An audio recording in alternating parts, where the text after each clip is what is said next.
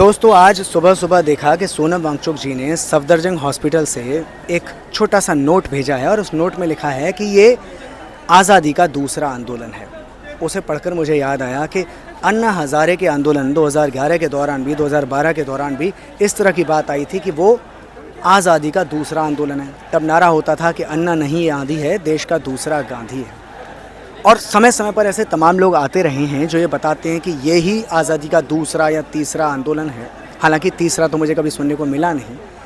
मैं ये जानना चाहता हूँ और आपका ध्यान इस ओर ले जाना चाहता हूँ कि आखिर वे तमाम लोग जो लगातार शिक्षा के सवाल पर संघर्ष करते रहे हैं, देश में वास्तविक आज़ादी के सवाल पर संघर्ष करते रहे हैं, उन्हें लाइमलाइट में क्यों नहीं लाया जाता है?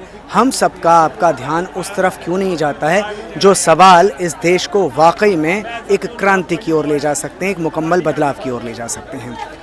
ये जो आंदोलन चल रहा है इसमें आना लाजमी था हमारा, इसलिए क्योंकि इस देश की सरकार जो है वे गुंडई की तरह से, एक जो है लठैतों की तरह से कल सोनम वांगचुक को यहाँ से लेकर गए। ये अलग बात है कि सोनम वांगचुक के जो शिक्षा व्यवस्था को लेकर जो विचार हैं उनसे हमारी नाइत्तेफाकी है। जी हाँ, नाइत्तेफाकी है। Sonam Wangchuk national education policy, जो राष्ट्रीय शिक्षा नीति 2020 बनी है, उसकी बहुत तारीफ़ करते रहे हैं। इनफैक्ट इस धरने के दौरान भी उन्होंने इस NEP की तारीफ़ की है। और हम मानते हैं, लेफ़्ट के तमाम ऑर्गेनाइजेशंस मानते हैं कि वो NEP ख़तरनाक है। शिक्षा के कॉरपोरेटीकरण के लिए, शिक्षा को बाज़ार बनाने के लिए वो एक मुकम्मल नीति है।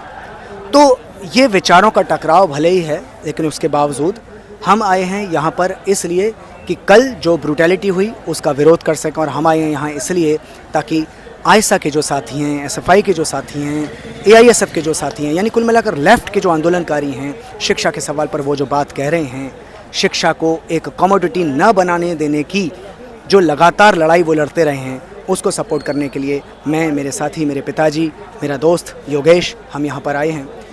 पूरी बातचीत या और विस्तार से बातचीत मैं बाद में करूँगा। एक छोटा सा वीडियो यहीं जंतर मंतर से मैंने सोचा कि आपके लिए भेज दूं, जैसे अभी रात में ही मैं पोस्ट कर दूंगा। शुक्रिया।